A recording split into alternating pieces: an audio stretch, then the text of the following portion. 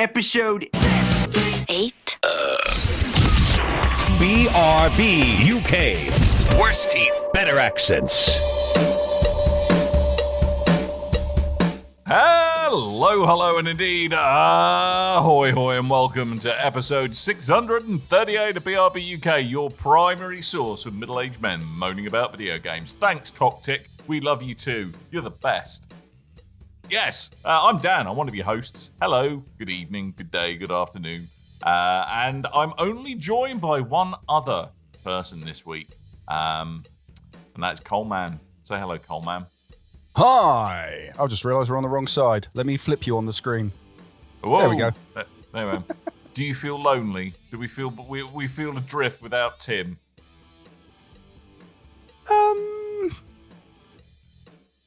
Sure. Wow. Yeah. Wow. That was, I know. wow. Low-key throwing him under the bus. I don't know why he's not here this week. Something Tottenham. Even though I think all the football is finished. But hasn't all the football... I don't follow it, so I don't know. I thought all the football had finished.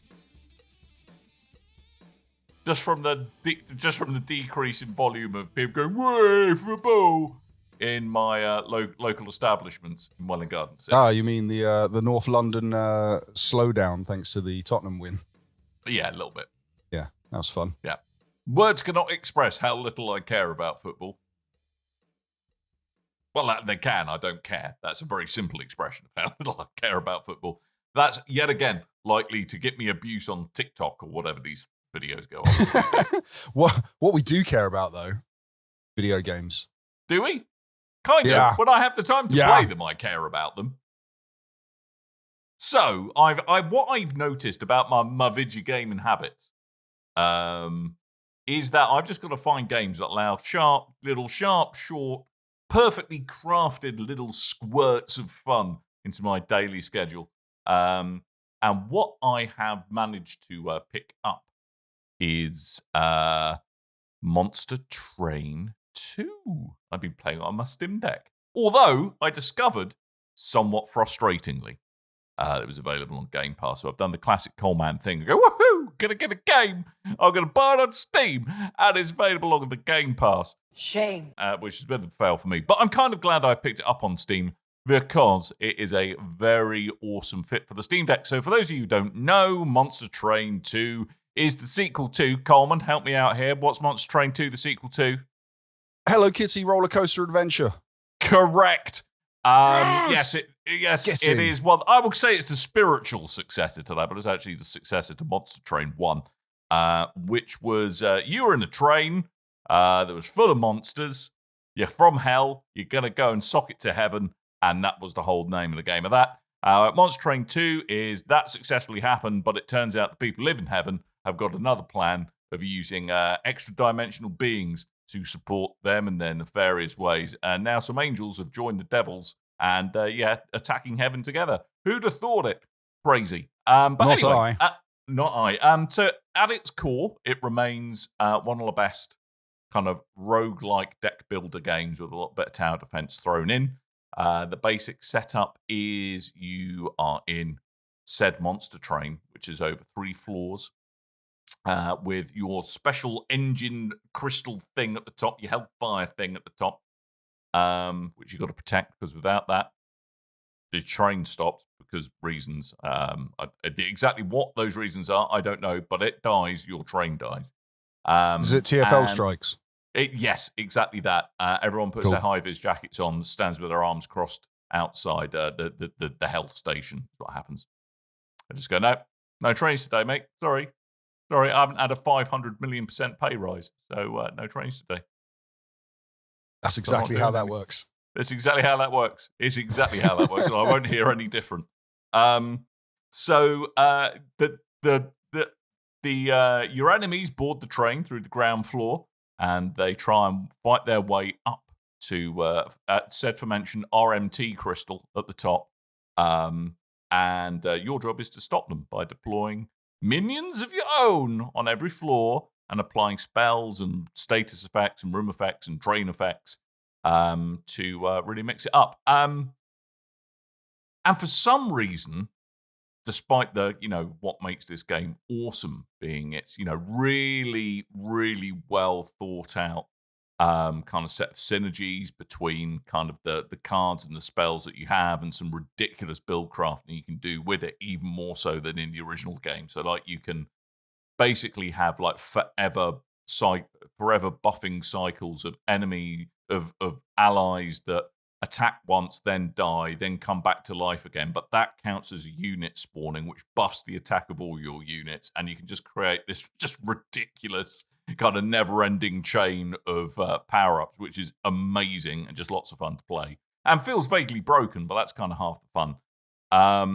For some reason, they've decided to chuck some pretty poorly written bits of script and plot in there. Thankfully, it's not well, it is a bit voice acted, but there's not much of it. You just kind of click through it. But it's a really awesome game. And there's some really nice tweaks compared to the original Monster Train, like kind of a setup phase so that you're guaranteed to get some, be able to play some of your units rather than have RNG dictate you're going to lose, because it just gives you a load of spell cards that you can't use because you don't have any units to use them on.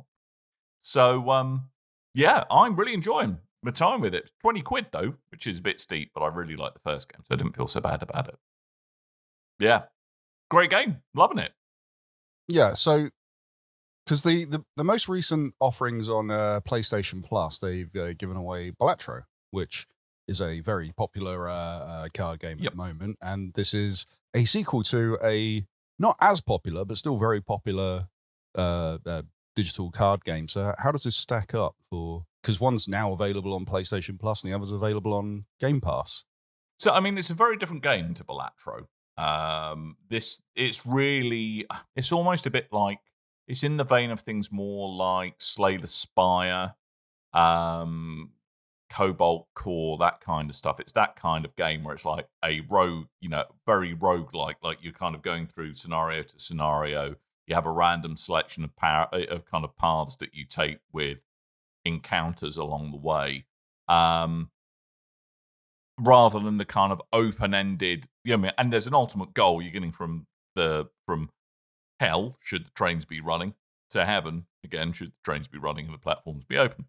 And it's very different to Balatro, which Balatro is essentially just get as many points as possible with the multipliers going insane and they kind of exponentially increasing. This is actually got a bit more kind of strategy to it. You've kind of got to read the attacks that are coming, the buffs, the debuffs that are coming your way, play the cards that you draw to maximize the effect of your units, and you've also got you can reposition units to help defend your train as best as possible. So there's a bit more of a strategy element to it. Not saying that Balatro isn't strategic, but this is a bit closer to something like Slay the Spire, I would say. Okay.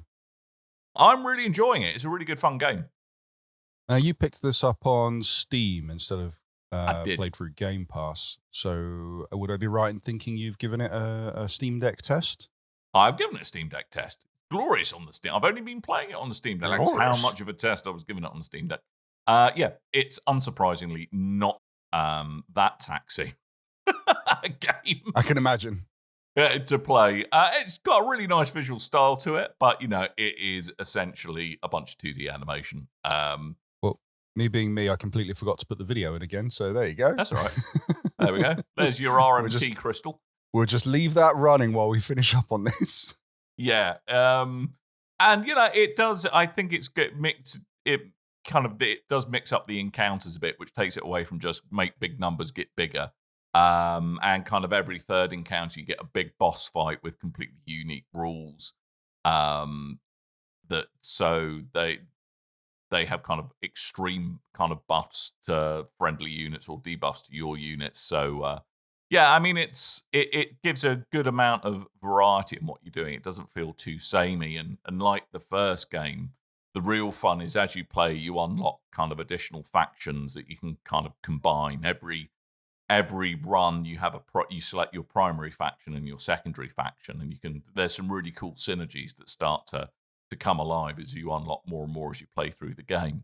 But the one criticism I would give of it criticism is that if you don't have it already, I would just, and you don't have Game Pass, I would just pick the original up, see if it's something that, I would say about 80% of the stuff that makes it awesome is in the original game, which I think if you're an Apple Arcade subscriber is included in that as well. And I think you can get the original Monster Train for not very much money on Steam. But Well, I wouldn't necessarily call that a criticism. I mean, when Tim was asking if I've completely forgotten, well, the sequels that I've played that Tim asked if he should pick up the sequel, not playing the original. So, well, pick up the original because it costs less, and then see if you like that before going to the sequel. Yeah, but I mean, it's a really good. Pretty bonkers. Because I think I got the original one in a humble bundle for a fairly reasonable price, and I got a lot of fun out of it. So I kind of thought I'd throw the developers £20 for this on release, just because I really appreciated what they did with the original game. So and I think it's a really nice fit for handhelds such as Steam Deck. I mean, I think you could probably get away streaming it if you set kind of Xbox Ultimate streaming up on your Steam Deck. I think it would be a good fit for that. There's no kind of like there's nothing that kind of requires precise timing particularly, so I think it would probably be all right for that. But no, I've really loved my time with this game and thoroughly recommend it or the original if you just want to wet your whistle and see if it's for you.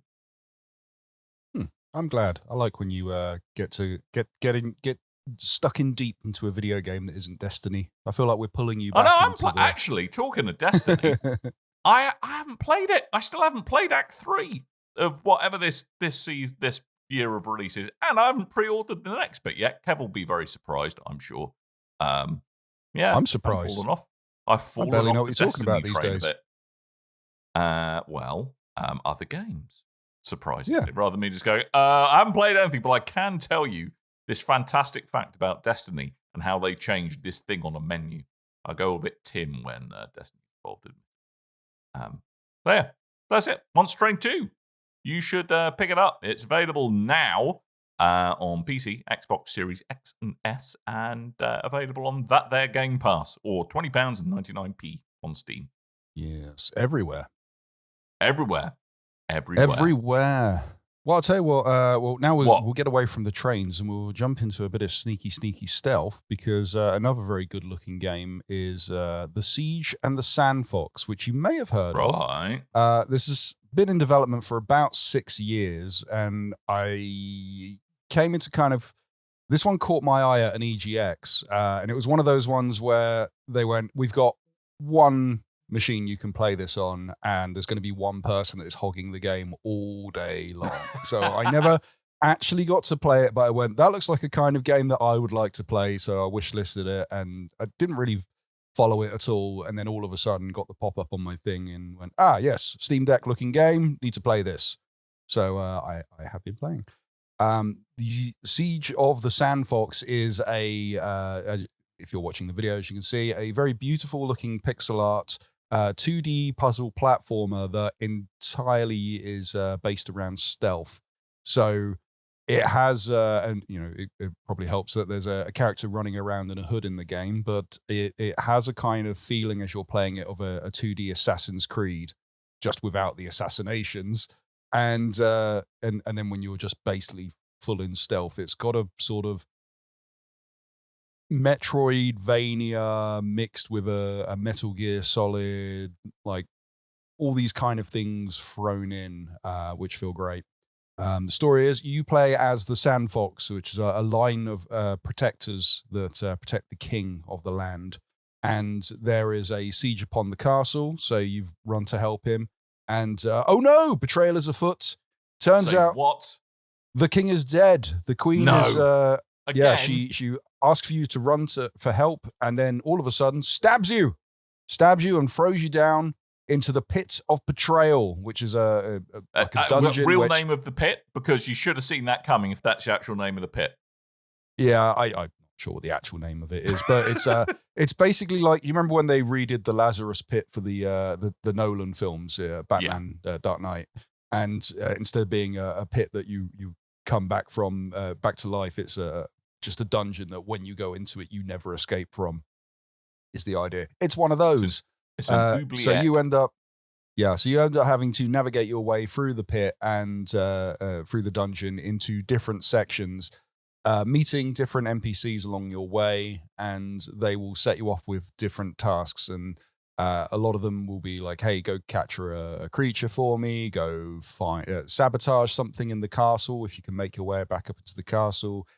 Just different things for you to go out and get. So a lot of back and forthing, a lot of picking up abilities, and just a lot of fun. I really, really enjoy it. And as I always say, whenever any kind of pixel art game comes up, I am a sucker for pixel art. I do feel like there was a period where we started going into these retro games and they were just like really 8-bit, very basic blocky games. And I went, hold on, I remember pixel art. It got a lot better. Yeah, 16 exactly. bits now officially retro. It's all good. Yeah, and this has that like kind of quality of a super good looking SNES pixely game, kind of like a Chrono Trigger. I get the feeling of, yeah, it has a feeling of those kind of like the 2D, 3D JRPGs that Squeenix have been doing, but without the 3D element. So it's been very appealing to me. Now, yeah, it's I will got a say, bit of an Octopath traveler vibe to it in some ways. A kind of very beautifully detailed and richly coloured pixel art, which I think you'll find you probably couldn't do with the technical limitations of the Super Nintendo. But they look quite nice, probably. Nonetheless. But you did have Mode 7, and that was you did have Mode 7. I love great. me a bit of Mode 7. Pretty great. So the aim of the game here is stealth traversal. You're going to find different arrays of guards that can be either stunned or you have to avoid in different ways. And then there are other kind of baddies as well, which I won't spoil for you. So it's navigating your way around that. There is a light and dark system. So whether you're in the shadows, you are hidden. Which is kind of displayed by your character looks like a almost skeletal looking version of the character, like the hood and everything goes white and the face goes dark, and a very kind of Grim Reaper-esque looking Moon Knight sort of character whenever you're hidden. So you have that indicator, but any of the guards that are looking for you, some of them will carry torches, so instantly your stealth is screwed. In areas that are heavily populated with guards, they tend to have just torches mounted to the wall, which if you can sneak up to one, then you can extinguish it. There'll be objects for you to hide in. Yes? Can you, like, disarm the guards if they're holding a torch? Is there a way for you to get them to drop it? Is that part of the mechanics? Or if there is, I've not come across that power-up yet. Yeah. It'd be cool if you could. I will say no because I've not seen that yet, and I'm pretty far in. I think Coleman's word is final. So yes, you can't do it. Not happening. Stealth is the aim of the game, along with traversal, and there's very cool mechanics of like wall running and different things you unlock along the way. So you'll be able to like run up walls higher and grab onto different types of objects, kind of old school Prince of Persia style looking kind of mechanics, which I really enjoy. Another thing is it gets very difficult. So if you're into these kind of games, Metroidvania with quite a high difficulty spike, then you're going to be good for this. If not, then you maybe want to try the demo first to see if this is something for you. There is a free demo on Steam, I believe. Before putting money down. But that said, not that of an expensive game. I think it was £10.99. Oh, nice. Yeah, and verified for Steam Deck, plays beautifully. It's just on PC now. I think initially they announced it was coming to Switch One, PS4, and Xbox One, so playable through backwards compatibility for all fronts there. But I've not seen a announced date for that yet. So at the moment, it's Steam, GOG, and Epic, I believe you can pick this up on. I've gone for Steam, obviously, because of Steam Deck. But very enjoyable. I really like it. Very, very smooth. Quite satisfying once you get past the difficulty spike. I recommend. I'd give this like a 8 out of 10, I think, if I was going to grade this. Because I hear one of the things as well, which I think I often neglect to do when playing on my Steam Deck. So I'm often, sneaking a quick bit of game time while something else is going on. But it sounds like actually having the audio cranked up on this is quite important as well. From the reviews I've seen, it's saying it's like we've got really immersive audio that really adds to the experience. Yes, I've been doing the headphones so I can hear the guards coming each side, and similar when we were talking about the what was it a little while ago, the I've forgotten the flipping name of it all of a sudden, the claymation stealthy game that I was playing. Midnight Walk. How the hell did I forget that? I've been the one playing it. With that one you use 7.1 surround sound, and which is helpful for when the enemies are like scuttling around you. In this side it's more slow moving guards, which if they catch you they will one hit kill you. So you need the left or right. So it's not as intensive in the audio there, but the audio is very important for you to listen to. However, there's a lot of it once you've I feel like once you've got through enough of the game and you've gone back and forth on a few areas in that kind of Metroidvania style, you kind of get the lay of the land. So the sound becomes less important just because you know where the enemies are going to be and you know what you're looking out for. So you could, listen to a podcast while you're playing or whatever you tend to do while you play games. For me, it's podcasts. But yes, the audio is important at the start, for definite. Anyway, that is the Siege and the Sandfox. I recommend it. So 2 solid recommends for under a total outlay of probably about 30 quid. So that's not too bad. We love indie games. We love indie developers. Ooh. Yeah, we do. Mm-hmm. Not in an uncomfortable, creepy kind of way. Definitely in an uncomfortable kind of creepy game. That's what Tim's doing. He's stalking indie developers. He is really doing. Mr. Uncomfortable and creepy. He is skirting the terms of many a restraining order as we speak. So yes, and he murdered so that's kind of all we've done played, really. I suppose I did dabble a little bit more in a bit more in Doom. Still dabbling away at that. It's been continuing to be good fun. I think I've found my favourite weapon now. Okay. Essentially the plasma gun, so to speak. After hearing you blather on about it. Powering that sucker up is fun. Everything just explodes. I believe Tim was blathering about the plasma gun. Oh, was it? So, yeah. But continuing to really enjoy that game, although the plot is butts. The plot in that game is butts. There is no need for there to be plot and lore. It's like, right, you are an angry man, and there are demons, and you need to use your angry manness to shoot the demons in the face. Oh, it's going to happen again. The end. That is the plot of Doom right there. And I will hear no one say anything else or claim that it's got a plot. That is the plot. You are angry Doom guy. You shoot things in the face. I think, I'm not sure with Doom.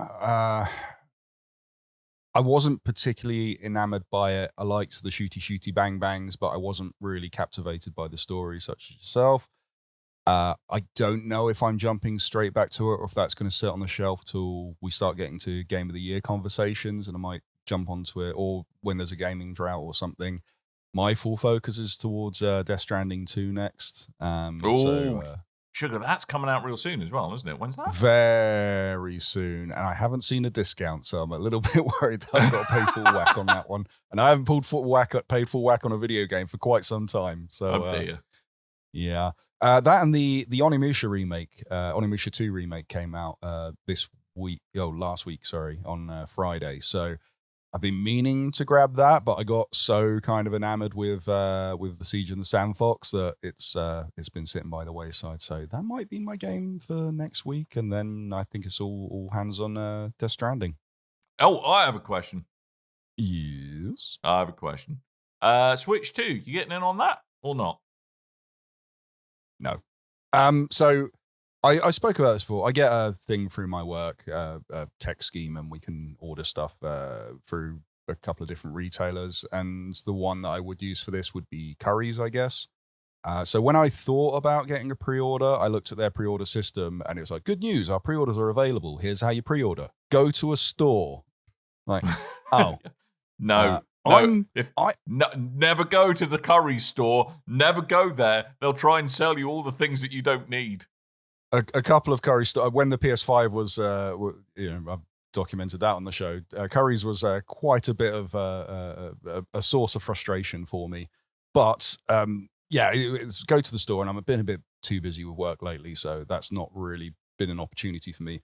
And then recently they went, good news, you can now pre-order online. I went, all right, let's have a look. So I go to the store, and it's like, you can get it if you get the package with Mario Kart, with the camera, an extra controller, the steering wheel, all the things you don't want. I just want the console and Mario Kart, Yeah. So I will wait till it's come out. I will see what the general public think. I'll probably end up grabbing one at some point because I like Nintendo games, but less for the third-party stuff. Just like Switch One was for me, really. I've got other consoles that I want to play games on. It will just be for the first-party games, I think. Kev's put a good point in where he says, one game that doesn't need a plot to Death Stranding 2, which needs less plot. Kev? Yes. I know we disagree on Hideo Kojima stuff, but I love the bonkers plot of Death Stranding 2. I mean, Death Stranding, it does look like it is going to be... Sorry, Death Stranding. But Death Stranding 2 looks like it's going to be even more Kojima. It's like, seriously, this is Kojima without adult supervision properly this time. Yes. Yeah. But yeah, I mean, I think like I kind of with my Steam Deck's kind of scratching my itch of portable gaming, and yeah, just can't. The maths just don't make sense to me on the Switch 2. The price of the console as it is, and then the games on top, just I can't make it add up. I can't do the maths on it, Coleman. I can't make it work. I think if Switch 2 had come out probably a year or 2 years ago, like the biggest selling point for me at the moment would be the port of Cyberpunk 2077, because I really, really like that game, and that you have because you can use GOG to have the cloud saves. I'm assuming you'd be able to move your data over to the Switch 2. If it was able to perform, and apparently it's been optimized really well, that it performs better looking, much smoother than it does on the Steam Deck version, I'd be quite tempted into taking that out and about with me. But it's now got to the point where I beat that game, so I don't have the want to do that.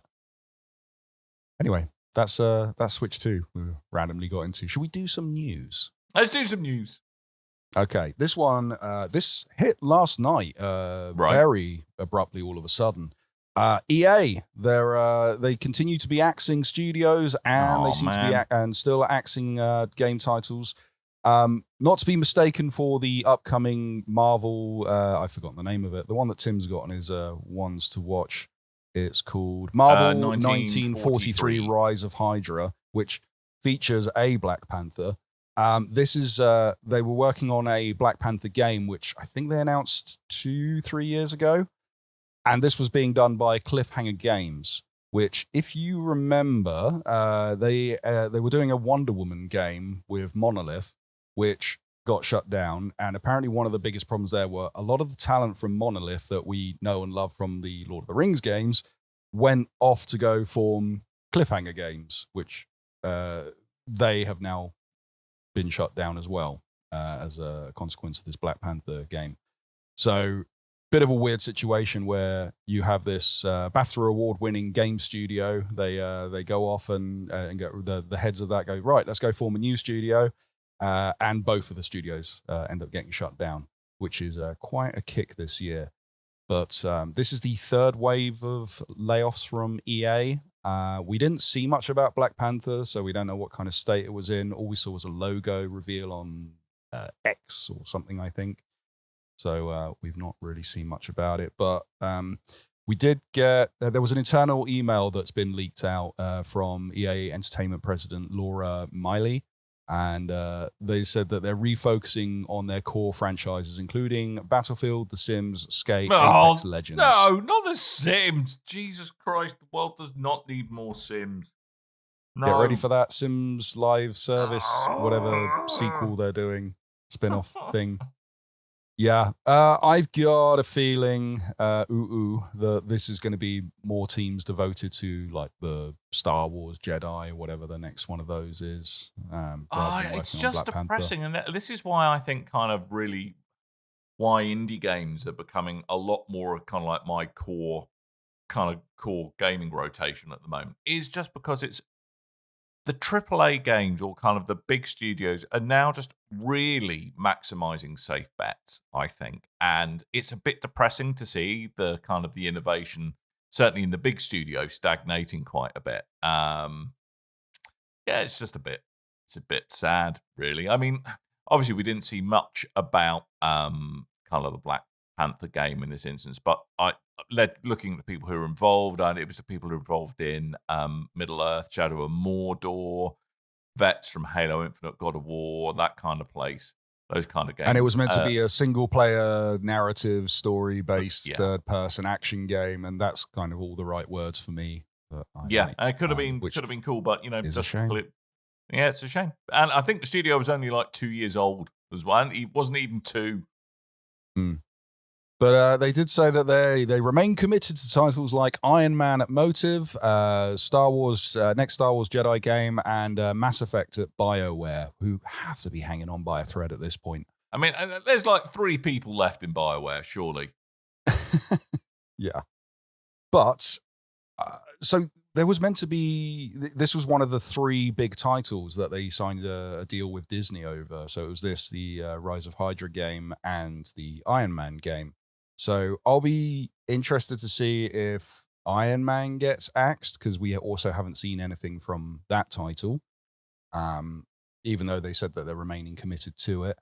I did see something interesting. Apparently, when you do these license deals with Disney as a studio, apparently it's around about 30% of each game sold that you have to pay back to Disney. So these games have to perform very well to be worth it. And that's why a lot of them tend to have like a lot of DLC and microtransactions, because that's not included in the deal. And, well, I'm sure it would without the deal, but, extra money. That is a shame. Money. I think that's around 300 staff that have been axed. They haven't confirmed how many people in the studio are gone and how many have been relocated, but yeah. EA be sacking people. Again. Now, let's move on to I'm getting red flags whenever we see this now. Right. I don't know if you've been keeping up with MindsEye, Dan. Vaguely, loosely. Yes. So this is from Build a Rocket Boy, who believe this is the new hotness. They are convinced this is new hotness. It can be anything but the new hotness. Why would anyone say it's not the hotness? Because if they do, they're wrong and they're lies. They are lies. The story's quite an interesting one, because this is one of the original guys from Rockstar, who have left Rockstar and gone off to form a new studio, and then worked on a kind of Grand Theft Auto looking title. But before that, they announced a game called, I believe it's called Everywhere, which we've not seen much about. But the idea was it was a game that they're going to be, you go into this game and you mold new games. It's kind of like what they're doing with the Fortnite platform at the moment, where you create games within games. And then it allows you to take I think one of the hints they showed was the main character from Mafia 3, and you could put him in different games. So it was the idea of taking a starring role character and then moving him into different opportunities, which I liked. There was a lot of rumblings that it was going to be something to do with NFTs, which a lot of people got their back up about, and rightly so. And the studio had to come out and say, no, nothing to do with NFTs. We're exploring, what to do with this. And we haven't heard anything since.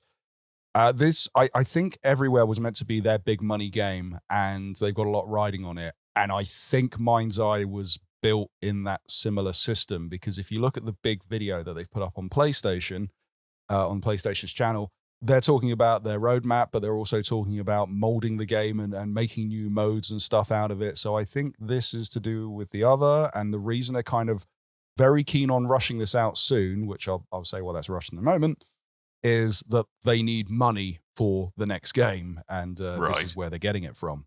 Now, this game is meant to be out in about a week, I believe it is.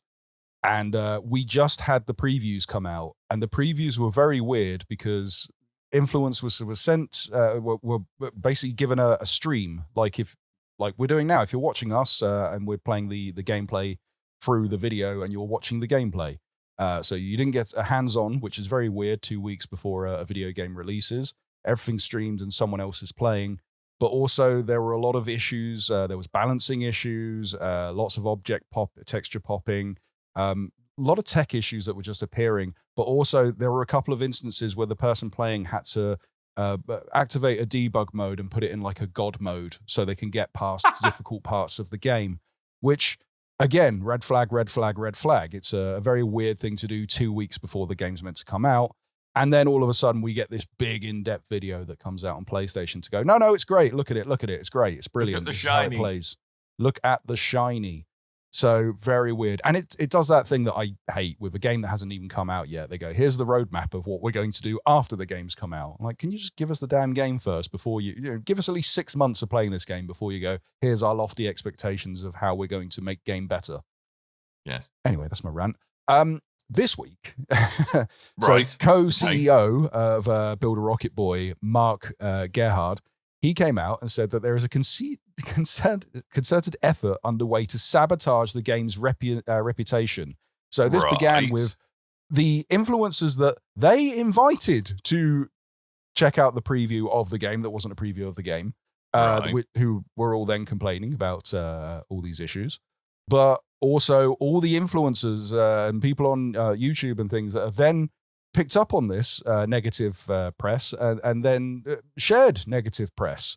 And they're saying that a lot of this is bots and an outright campaign to sabotage the game's reputation. Could it be a conspiracy from those at Rockstar to stop them taking away the good faith of GTA 6 coming next year? Fake news. It's fake news. It sounds very fake newsy. I don't know what's going on. It's very, very odd behavior for a CEO to come out with a week before your game releases.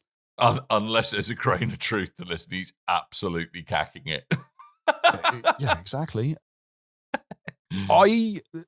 So I was going to put down pre-orders for, I think it was 4 different games coming out this year, and this was in the lineup until the previews. And then I thought, well, okay, I'll wait. And then I was like, I'll wait until I see a deal, because I do tend to find deals before the pre-orders. And then when the co-CEO comes out and starts claiming that there's sabotage against the game from the shadowy cabal of YouTube and X, okay. Something's afoot here. I'm not pre-ordering this game. I'm going to wait till it comes out, and as I advise other people to do, wait till the game. The same with any pre-order game. Wait till it comes out, see how it plays. If you're not sure about it, before you put your money down, see what other people say. Wait till it's out in the general public rather than out in the media. But yeah, that's MindsEye. I was once excited about this game, now incredibly cautious about this game. Hey, and watch out for those fake reviews that give it all like a 4 out of 10, which I think is likely the trajectory of where this is going. It's yes. Remember when the biggest problem was if you were complimentary of a game that other people didn't like, then you've clearly been paid by the game company, or by PlayStation if you slag off Xbox, and by Microsoft if you slag off PlayStation. Of course, all those kind of conspiracy. Yeah, and now it's there's a hate campaign against the game just because, and it might be Rockstar. Fake news. I love it. Fake news. Yeah. However, if Build a Rocket Boy want to pay us to say that the game's really good, then yeah, go ahead. I love money. Oh, great! I love your integrity, Coleman. Can't have enough of that. I have no integrity. If you want to pay a very minor gaming podcast some money to say some things. Have you not seen our shorts about Doom the Dark Ages? We have no integrity, Dan. This is true. Very, very We're too true. old for video games. Yes, we are. And I think, what are we doing for time? I think we'll call this one lastly. CD Projekt, they had their big end of financial year call. And I like when CD Projekt do their end of financial year call, because they are the least boring people to do it. They like big flashy arts and trailers and just getting you excited if you are a shareholder in this company. But CD Projekt, they've confirmed, amongst other things, that their focus on Cyberpunk 2 is now, it's now called Cyberpunk 2 and not Project Orion.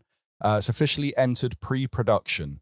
So probably looking at 5-6 more years for a 10 sequel years, to I reckon. Cyberpunk. 10 years. I reckon 2035 is when we're going to see this. Dan, Christ, I that's pulled in up. 10 years' time. God, that's depressing. I tried to look for the teaser trailer. If you remember the teaser trailer for Cyberpunk, mainly because I wanted to see how long ago it was since the teaser trailer, but also I wanted to see, because I remember vaguely woman with mantis blades. That's all I really remember about the teaser, and I wanted to see how it stacked up to what the game campaign was, and I feel there were some changes along the way. And I was like, oh my God, it was 12 years ago the campaign teaser came out. And then I realized, oh no, that's a re-upload. So it was probably longer ago we saw the teaser. Nice. Who knows? I'm really excited for it. And I'm sure CD Projekt being CD Projekt, there'll be all kinds of nice, fun stuff in other forms of media. Like, you know, kind of, I think there'll probably be a bit more of the Netflix series to come. I hope so. It was very good. As well. So I think, you know, I'm looking forward to the kind of more universe building they're going to be doing around that. And yeah, I mean, I kind of took a little bit of a soft, as we said before on the show, I took a bit of a soft pass on it on launch because it was just so riddled with problems. But man, that game's done come good. And yeah, I absolutely loved my belated playthrough of it, including Phantom Liberty. So if you'd like, I mean, the details obviously are scarce at this point because they're in pre-production, but it's been hinted that we're going to get another city alongside Night City. So imagine the size of Night City and then something, yes, from Slough. Night City Cyber to Slough. Yes. Cyber Slough. It's something city. It rhymes with the word night. Begins with an S. Okay. It does. Slough Mings. I no longer live there. I do like that idea. However, right. This game is potentially coming out around 2030. So I'm sure it will run terribly on the PlayStation 5 and the Xbox Series X, which they will be forced to put the title on before it goes to the next generation. Yeah. Really, because I think we're not that far out from them trying to force feed us to PlayStation 6, to be honest with you. A lot of pundits seem to want that, which I find very odd. Like, I don't. I feel we've had a lot of remakes and a lot of subpar performing games that need a lot of patching along the way in this generation. I'm not ready for the next one. I feel like there's enough power here that you could squeeze out of these consoles that you're just not optimizing correctly. Yeah. But that's my game pence. industry. A balding no, man I'm talking from about London you told specifically, so. Dan. So get on it. Get your game developing on, Dan. Yeah, all right, okay. All right, I'm on it. Squeeze some power out of these bad boys. I mean, we're called Big Red Barrel. It's very close to Red Barrels. Maybe we should start making survival horror games. No. You know, every now and then someone comments on one of our videos and goes, when are you putting out the next Outlast? And like, no, other guys. Make it up. No, you should totally make up release dates. I should look that up. Did we have the name first? We should look into this. Get the lawyers involved. Yes, our army of lawyers, which is basically Tim running around shouting, parody law. That's our legal department. But it's a parody. We can do whatever we want. No, we'll use my old family solicitor who also moonlights as an Elvis impersonator. I'm sure I've mentioned this on the show before. Nice. Anyway, right, let's start wrapping this sucker up. Yes. Excellent. So thank you for tuning in. The usual bit of housekeeping before we trundle off. The first of which is go to tpublic.com/store/BRB things with my face. Await you there. You can buy many things, many of them with my face, but only my face. No one else's face, just my face. No one else's, all right? Buy something in someone else's face, I will be upset and quite miffed, and you wouldn't want that. tpublic.com/store/BRB. That's what again? tpublic.com/stores/BRB. Dang Skippy. And Tuesday's a Tuesday. We ought to tell the folks that Tuesday is a Tuesday, and despite Tim not being here, because he's lazy, Tuesday will continue to be a Tuesday. And do you want to do the honours or shall I do the honours? I want to do them. You do Each the and honours. every You go for it, Tuesday, Coleman. we call it... I can't do it, Tim. Each and every Tuesday is Tabletop Tuesday at the Loading Bar in Stoke, Newington. That's in London. North London. What we do in Tabletop Tuesday is we get a featured game, a game supplied to us that we will then allow people to play in the bar. You play that game, you get entered into a raffle. At the end of the night, a winner will be chosen, and you can take that featured game home. Amazing, all right? I couldn't think of a better way to spend my Tuesday, Coleman. Exactly. This Tuesday, will be a level 8 Super Mario card game, which I believe is aimed towards a more younger crowd. But as Tim says, the games aimed to the younger crowd make for really good drinking games. So, now that's in the fun description, for all the family. Yes. In the description, Socially defensible alcoholism, my favourite. From the game's website, it says, in this simple and fun family game, Mario, Luigi, Bowser, and friends compete level after level, collecting combinations of colors and numbers needed to reach level 8. A simple, quick game, perfect for families and card game lovers of all ages. Race to collect pairs, triples, and runs of increasing difficulty as you level up. Sounds fun, right? I couldn't be more excited. I'm excited. As you know, it's a but Mario. You know, Tim's even more excited because it's the one time a week he gets people coming up to him and rubbing him on the top of the head, saying, "You're a brave little soldier, aren't you, Tim?" Every time you do that, he will buy you a drink. Guarantee it. I have a medical question, Dan. Yes. What's the back of the knee called? Because I've been calling it a knee pit since the 90s. You've been calling it a knee pit. Yes, because that's where I'm going to suggest you lick Tim without warning. Right, okay. So I think you'll find that is I believe it's your popliteal fossa. I'm sticking with knee pit. All right. I mean, if you want, and to I be urge you to do the same, dear listeners. Yeah, but you know that if your popliteal fossa is your knee pit, yes. Popliteal fossa. Isn't that the dad in Lion King? Tabletop Tuesdays. Go to bigredbarrel.com for more information, or check out meetup.com /table-top-Tuesdays, or just Google Tabletop Tuesdays, Big Red Barrel, Loading Bar, something like that. I'm sure it'll pop up. Bigredbarrel.com. Speaking of bigredbarrel.com, bigredbarrel.com. Go there. That is the website that hosts this here show and other things from bigredbarrel.com. And you can find links to all our social medias there, including our Discord. Go to Discord. We're on Discord. Discord's great. We love Discord. You can ask us questions on there. Very simple. I have a question this week because Dragon Master Cael, which I didn't read as Cafe this week, he said, I have a question.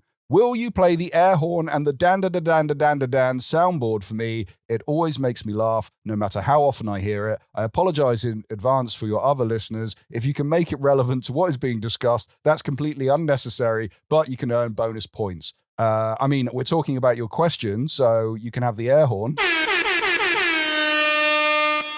Unfortunately, I found if we play dan-da-da-dan-da-dan-da-dan, it gets copyright struck every single time. Unless you distort it in some form or another. So if you've been watching the live stream, I did play it with some Alan Partridge Dans at the start just to skirt that, and it did work. I think I tried uploading it previously to check. So is it the one, or is it the Alan Partridge one?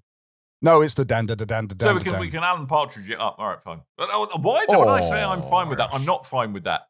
Why? You're not fine with that? No, don't encourage the Coleman. Jesus Christ. Eating my dust. Oh, brilliant. So, that's another crowd favourite. Right, we are done, and we ought to wrap up this here show. Go to all the places that Coleman told you, because that's where the fun lives. And check out our shorts on YouTube and YouTube and Instagram and TikTok. Yes. Yeah. I love the highlights comments from the show. TikTok. They make me feel young and alive, not like a crumbly old git. Don't pay it too much attention, Dan. TikTok's just a Chinese psyop that's invented to give all your kids to give them worse attention spans so they can take over. Everyone knows that. What do you mean our live stream's been pulled? I'm just surprised at me being a grumpy old man just like appeared out of stage left by surprise. Oh, by the way, you're a grumpy old man now. What? Where that happened? Damn it. Right. Time to go. We ought to do this. We've done this. It's now in the past tense. We've done this show. We're wrapping up. All that's left to do is to remind you that I have been Dan. I've been a sneaky Sandfox, sneaking around between the seats on the monster train. Ready to cause a conspiracy against MindsEye. Wow. In my shadowy cabal. Okay. I'm part of the problem now. Not the best callback you've done, but we'll let you have it. Yes, we should be back next week. Tim might even turn up. Who knows? And Tim. Who knows? Maybe I'll be off. Well, you might be. I might be off as well. It could just be Tim by himself with the thrilling monologue that lasts 15 hours, which would be funny in its own way, I suppose. Right, but anyway, before I accused him of burbling on whilst burbling on myself, we're gonna close the show. So thank you for coming along. Thank you for joining the live stream if you're here. Thank you for downloading us if you're listening to us after the fact. But any which way, thank you so much, dear listeners. And until next time, toodle-bye.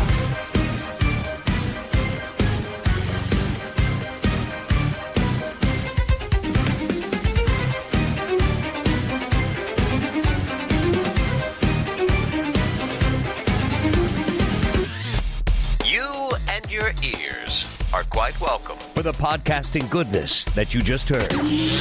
Why not roll on over to BigRedBarrel.com for more podcasts, news, reviews, and videos from the biggest, reddest site on the internet, BigRedBarrel.com. You're a man who wants to shoot bad devils in the face. Demons and devils. Demons from hell. That is the premise. But yet somehow we find ourselves involved in a plot that